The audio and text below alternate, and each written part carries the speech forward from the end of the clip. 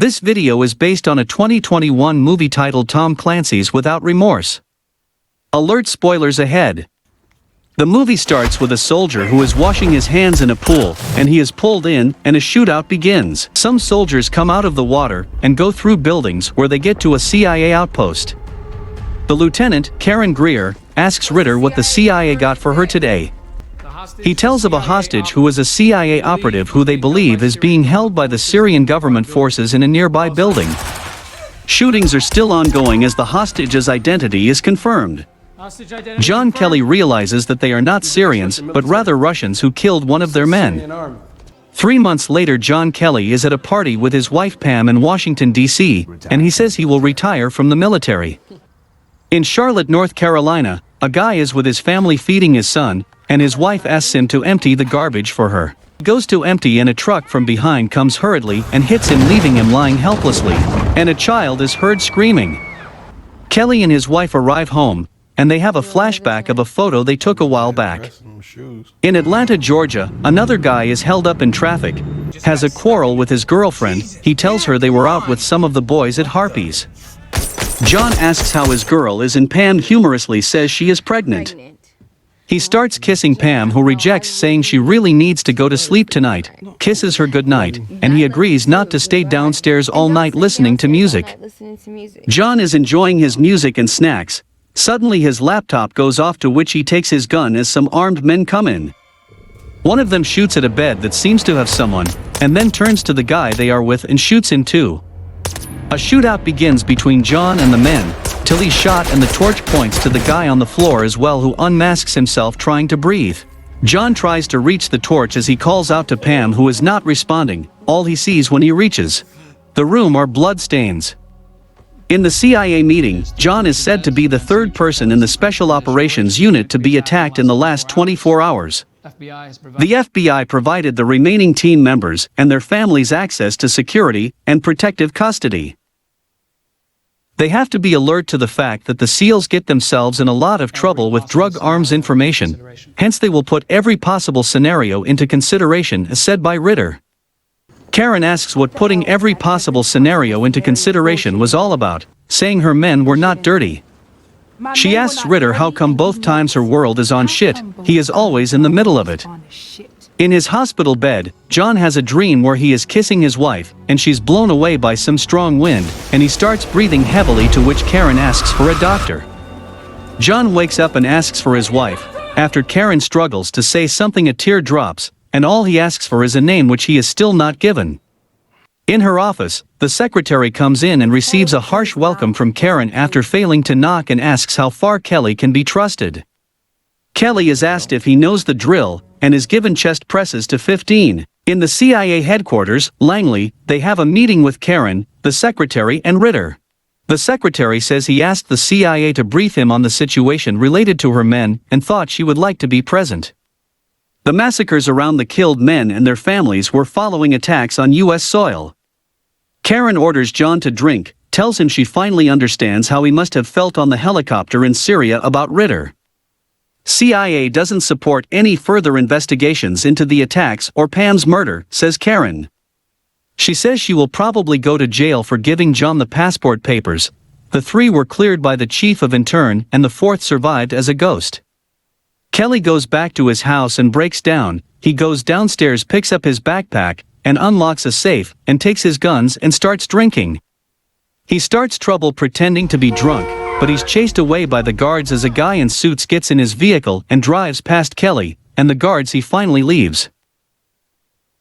He calls 911 and reports that he is dropping off someone at the airport, and he's seeing a car. He pulled up at him and a gun was pointed at him, telling them to hurry up. He pours petrol on the guy's vehicle and lights it up, gets in the vehicle, and asks for a name that killed his wife. The guy says John Kelly. Police arrive just in time, tell him to turn around, which he sure does. The secretary asks Ritter if it has occurred to him that John Kelly has done something that they both can't, saying that Karen seemed remorseful. Ritter says that Kelly will not be safe even in prison, for he has a big target on his back. Karen tells Kelly he is becoming messy in more ways than one, but Kelly says he isn't. He spent half of his life planning a game. He was the one doing their dirty work. He fell for what America could be and loved a country that didn't love him, and they brought the war to his house. He tells Karen that if she wants to know what Kelly has, she must get him out of that prison. Time is up and Kelly is taken back to his cell. He is restless and in deep thoughts when an officer tells him to turn around and face the wall, but Kelly obliges. He ties his vest around his wrist, removes his shirt, opens the tap and applies water on his hand. He makes a fist when his door swings open and policemen flood in, and the fight begins among them. He strangles one of the men and threatens that they close the door, or he starts snapping necks, and they do so. U.S. Marshal Kelvin Thompson arrives and tells him that someone would like to talk to him through the phone. It's Karen who tells him to follow the U.S. Marshal so he can trust him unless he is not done, but he says he is done, and they leave together. They arrive in a place full of armed men and are shown their way in, where he meets the secretary and Sarah Dillard, who runs the CIA. Secretary asks what John Kelly learned and makes their trip there worthwhile. All he mentions is a Victor Wyckoff. He says he killed his wife. Robert explains who Victor Wyckoff was, and he classified him as a suspected Russian special forces, and he says he was a planner and a doer. He had an established set of embedded agents until they sanctioned him, or thought they sanctioned him. Ritter asks for his picture to see if Kelly can identify him, and he identifies the guy at the top right. If he is alive, they need to bring him in. They have to assume this operation is not a one-off. John says he needs to be on the team too, but the secretary obliges, giving the mission to Karen to make an extraction. John cuts them short, saying he thinks he has shown he is willing to go further than anyone to get this job done. They should consider what he did in Alley's in addition. If the guy is as dangerous as they say he is, then he needs somebody like John, and there is nobody like him. Karen objects, saying that Senior Chief Kelly is not in his right state of mind to be in the field. The secretary objects and allows John the chance on the condition that he will return to the penitentiary after the mission. They prepare for the mission, and Ritter says that they can't leave a trace of the U.S. presence behind. In the plane, John tries to lighten up Karen's mood, but she asks John to stop it, and he does exactly that and takes a seat. Karen tells Kelly that he is pretty messy right now and shouldn't go on the mission. Kelly says that before he put a bullet in Vercelli's head, he told him that death followed him around, and he was right. If he had pulled out one tour earlier at his wife, she wouldn't have died, and their kid as well, but Karen tells him he wasn't responsible for that. John is determined to make things right, and after that his life doesn't matter. Karen tells him it's not a revenge mission, but an extraction, and they will bring the culprit to justice. John says he is done making promises that he can't keep. 30 minutes to landing in Barnett, they are attacked by war jets where one of their engines is bombed. They crash land in the sea, where the plane starts capsizing and water floods in the plane, and they struggle to leave. Kelly goes deeper into the plane to bring out weapons while others struggle to get to safety. He almost drowns, but is saved by Karen, and they leave on a boat where they safely arrive in Murmansk, Russia. Everyone thinks they are dead, and they say that if they are dying together, at least they should know each other's name. Kelly says that Ritter was the only one who wasn't on the plane, who stopped the investigations on his wife's murder, so things are really not adding up. They barge into Ritter's, and Kelly's team asks them to all sit down, pointing guns at them, and Karen notices some money and asks Ritter what all that money is for. Kelly asks Ritter what his mission is, and he says that his mission is getting Wyckoff. Asks one of his men to back him up. He says that he offered them money to help keep the target in the apartment building. They thought Kelly was dead but rejected because they are family. He lets go of Ritter, who he was strangling, who shouts at him that he is out of his damn mind. They leave with Ritter as well to an apartment building where Kelly eyes and points his gun at a guy through the window. They go in and John locks himself inside. A man's sound welcomes him in. John says that his wife's name was Pam, what he is going to say before he dies, but the voice says that he did not kill his wife, that they both serve the same fate. He asks John what he was told, and that both of them being there is the arc, and switches on his bomb, and takes a seat. Tells him that they both accept the possibility of their deaths, their lives offered willingly for the calls of others. America, all they have to do is die. John pleads with him that they talk for a little longer, but bombs himself. They move, making their way out the building. John tells Karen that Wyckoff was waiting for him, and a gunshot interrupts their conversation. One of them is shot and cries out for help while shootouts go on, and John Kelly is shot at the knee. Police arrive and Karen says that two of them have been shot dead. Kelly says it looks like they did it. The dead Russians in his house wanted them to find a dead Russian soldier on American soil, and if they died there they would find dead American soldiers on Russian soil too. Everything was set up from the beginning. They are trying to start a war and all they have to do is die, as Wyckoff said. Karen struggles with one of them, but she finally manages to win over him. It's time to go and Kelly directs them to the lobby. Karen asks to cover the exits. Kelly has a plan that he goes to the roof and clear a path for his team members, but Karen tells him they are not leaving anyone behind. If they leave a trace behind they are going to get their war. Karen should get the team out of here for him. He can die here, and he proceeds to the roof.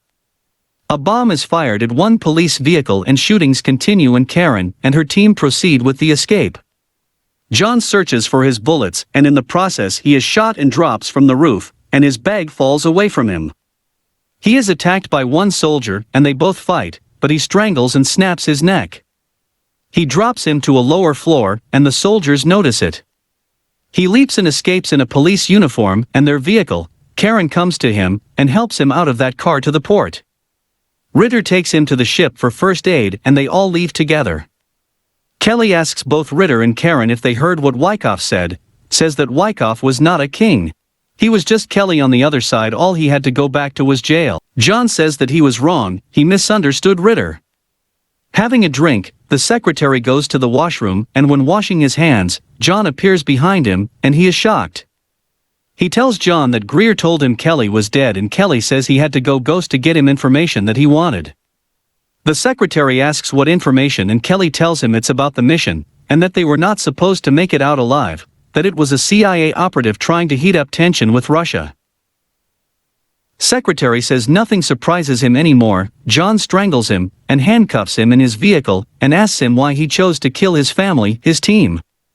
He tells him that his daughter should be home from college and tells him to tell the whole truth lest he kills his whole family. Secretary says a big country needs a big enemy, and that's why he gave them a real enemy, one with the power to threaten lives and freedom they take for granted. John tells him that he had no right to take away so much from them, but he says he did because he swore an oath. John tells him he also swore an oath to his wife who was called Pam, and he is going to say her name before he dies and turns the car and falls off a bridge. He calls the name Pam 3 times before he loses consciousness. He is with his wife and asks her if they are in heaven, but Pam says she's with him right now, tells her that he will miss her. In his burial, soldiers are present and Karen takes the flag with her, and the guns are fired 3 times in honor of him. Karen comes back to her vehicle and switches off the radio and John from the backseat says that he was listening to the news of the death of Thomas. We are given a flashback of how Karen saved John and bombed the vehicle, and that the secretary and he were both in. Ritter plays an audio of the speech the secretary gave John of the freedoms they take for granted and asked for a favor. Karen gives John a passport that reads him as John Clark, says it's too creative, and she asks what he will do now. The movie ends as John says he will disappear, shakes Karen's hand and tells him not to be a stranger, then leaves. Please subscribe to our channel for more of such videos, share our videos, and leave a comment on the comment section.